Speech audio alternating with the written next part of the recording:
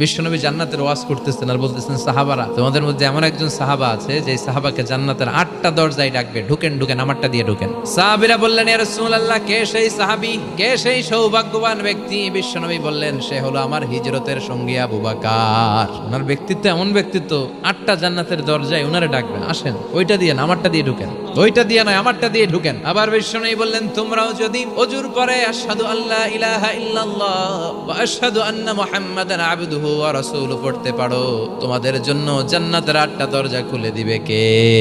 বিশ্বনবী বললেন, 8টা দরজা আছে, 8টা দরজা দিয়ে তোমরা ঢুকবা ইনশাআল্লাহ। পড়েন। এক একটা দরজা যে কত বিশাল হবে হিসাব নাই। সৌদি আরবের মক্কা শহর থেকে বাহরাইনের হাজার শহর যত দূর, জান্নাতের এক একটা দরজা লম্বা ঠিক তত দূর। সেই হিসাবে কয়েকশো কোটি জান্নাতি এক ধাক্কায় এক দরজা দিয়ে ঢোকার সুযোগ পাবে। সব জান্নাতীদেরকে নিয়ে ফেরেশতারা ছুটবে, চলেন জান্নাতে যাই। যেতে যেতে ওরা অনেক সুন্দর সুন্দর গেট দেখবে, এগুলারে বলে ওয়েলকাম